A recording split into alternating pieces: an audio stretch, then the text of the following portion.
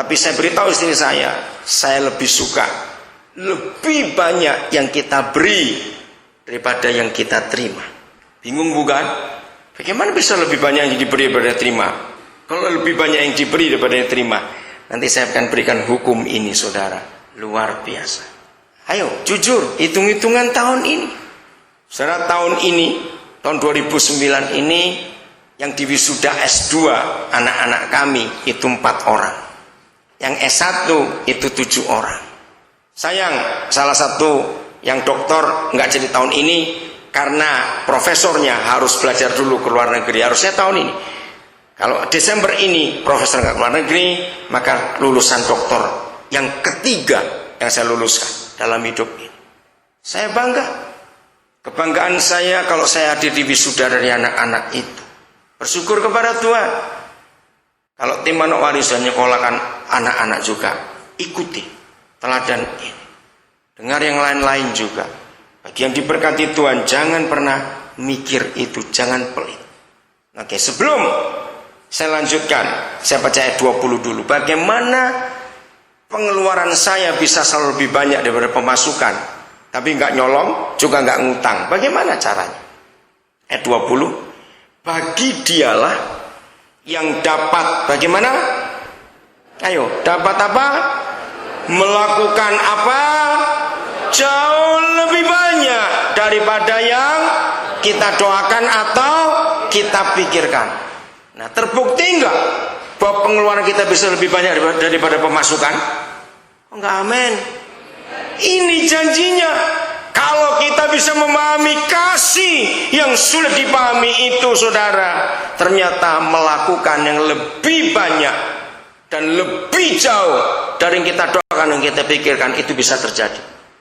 Bagi dia yang bisa melakukan, seperti yang ternyata dari kuasa yang bekerja di dalam kita. Jadi masalahnya orang Kristen, berapa besar kuasa Yesus yang bekerja dalam hidup kita? Saya hidup seperti ini itu dari tahun 75. Ketika pertama kali saya ke Kalimantan, 4 November tiba di Balikpapan, lalu 9 November kami tiba di Samarinda. Saya itu kaget. Naik kapal, pelabuhannya, begitu saya ngelihat, kok ada tepinya pelabuhan itu? Kaget saya. Orang bilang ini sungai. Kami nggak boleh turun dulu karena masih gelap, masih subuh. Setelah terang, pelabuhan baru dibuka. Sungai seluas ini, sebesar ini. Ini sungai Mahakam, luas sekali. Itu kapal-kapal pelni bisa masuk ke sungai. Bayangkan, saudara, betapa besarnya sungai itu. Itu dari Muara sampai ke pelabuhan Samarinda, itu kira-kira 1 jam lebih, hampir 2 jam. Bayangkan betapa besarnya muaranya itu. Nah, sampai bulan April tahun 76, saya satu tim 5 orang, berlima kami masuk ke pedalaman. Dari situ kami melihat, baru tahu. Nah, sejak itu saya mengambil keputusan, saya mau jadi sungai dalam hidup ini. Saya ke Sumatera, sungai besar-besar juga. Saya ke Kalimantan Tengah, Kalimantan Timur, Kalimantan Barat, lihat sungai. Waktu itu belum ada jalan darat, kami masih pakai ketinting, pakai kelotok, masuk ke kampung-kampung itu. Saya mau tanya kepada saudara, menurut saudara, mata air yang keluar dari mata air sungai dengan air yang keluar dari muaranya, itu mana lebih banyak? Ayo coba jawab, mana lebih banyak? Betul? Loh, kalau keluar dari muara, yaitu namanya tekor, orang Belanda bilang. Berarti kan defisit. Lah ya, jawab iya atau tidak? Ternyata air yang keluar dari mata airnya itu kecil, saudara. Itu bisa ribuan persen dengan air yang keluar ke muara sungai itu. Nah, di situ saya belajar. Ternyata Papa di surga ingin anak-anaknya di dunia ini mengenal, mengalami, memiliki kasih. Ingat tuh, bukan cinta ya, kasih dari Yesus Tuhan kita. Maka saudara harus jadi sungai semuanya. Kok nggak ada yang amin? Harus jadi sungai semuanya. Ingat itu. Saudara, kita harus tahu dari mana. Siapa bisa jawab? Sebelum saya uraikan. Bagaimana mata airnya kecil, muaranya besar-besar? Dengarkan baik-baik, saya akan berikan jawaban ada 3 ternyata. Mengapa pemasukan kecil, pengeluaran bisa besar, tapi tidak berutang dan tidak mencuri? Jadilah seperti sungai. Kalau kita sudah baca Efesus 3 ayat 19 tadi, maaf ayat 20, bagi dia yang dapat melakukan.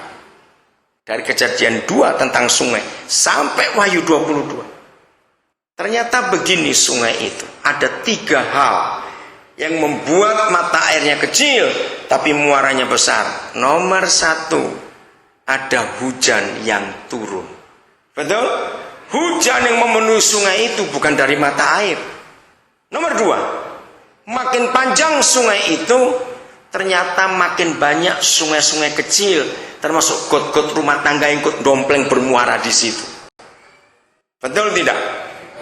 Jadi airnya tambah tidak? Tambah.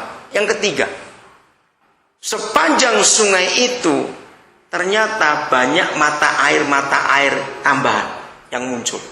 Hebat bukan? Amin kan kok diam saja? Nah, itulah kasih yang kita harus bagikan pada semua orang. Saudara, kalau saya ingat kembali kepada pembantu tadi itu, saya bisa merasakan betapa banyak orang gak tertolong karena orang-orang Kristen yang pelit itu tadi. Saya gak bayangkan kalau malam itu saya gak taat. Bagaimana cara nyekolahkan 2 anak? Ini anak bisa bunuh bapaknya betul. Bagaimana listriknya bisa menyala? Tahun 2005 yang lalu, 2007. Kami di kota Jember, saudara. Ada 2 ibu yang tunggu. Nah, saya itu paling perhatian kalau ada orang gitu. Terus saya dekati. Ibu tunggu siapa? Tunggu bapak. Nah, terus saya tanya, bapak di mana? Ya bapak. Oh, maksudnya saya. Oh, saya tanya bapak di mana? Saya tanya, ya bapak. Dia bilang gitu. Nah, ternyata yang satunya itu buta. Mereka ini 2 kakak adik.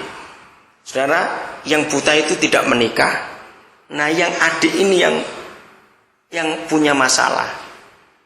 Nah, yang kakaknya buta itu cerita, kami tunggu bapak. Karena anaknya adik saya ini nakalnya luar biasa. Anak itu di mana sekarang? Ini hampir jam 11 malam. Masih tidur. Saya kaget. Jam 9 kok masih tidur? Saya tanya, kerja apa dia? Dia jaga PlayStation. Dia selalu dapat tugas jam 12 malam sampai pagi. Saya mikir, kerja apa jam sekian? Nah, terus saya kira gini, boleh nggak sekarang saya ke rumah? Sore ini kota Jember, saudara. Lalu kami antar dengan mobil panitia, karena mereka naik becak. Saudara, saya kaget. Tahun 2007 di kota Jember ada keluarga hidup pakai lampu minyak, tidak punya listrik. Lalu saya tanya, ibu kerja apa? Jual sayur di pasar. Nah, ternyata waktu kami tiba, anaknya sudah pernah kerja. Saya tanya, kerjanya di mana PlayStation-nya? Ditunjuk alamatnya, adalah sopir panitia tahu. Ayo ke sana. Ibu nggak usah ikut, biar saya pergi. Saudara, ternyata anak itu sudah kerja. Terus saya minta izin kepada pemiliknya, pimpinannya, boleh nggak saya ajak dia sebentar? Saudara, saya ajak ke tempat kami nginap di hotel. Roh Kudus sudah bicara kepada saya tentang hidup anak ini. Pertama saya minta maaf kepada dia. Atas nama bapakmu saya minta maaf. Bohong! Wih, sampai kaget. Dia teriak, bohong! Saya tahu dia marah dengan bapaknya. Menurut ibunya, bapaknya meninggal waktu dia masih dalam kandungan. Tapi anak ini gak percaya. Nah, jadi menurut kamu bagaimana? Bapak saya pasti masih ada. Cuma ibu saya gak pernah jujur. Jadi hidupnya itu penuh kemarahan, saudara. Saya mewakili bapaknya, saya minta maaf. Saya bilang, menurut kamu, ibumu sudah berjuang betul untuk kamu hidup? Iya. Saudara, cuma jual sayur di pasar. Maka itu gak punya listrik di rumah. Dia bilang kalau hujan, ibu gak bisa dapat sayur, ya tinggal di rumah saja. Tantenya ini buta. Ringkas cerita, saudara, saya ajak kembali ke rumah dulu.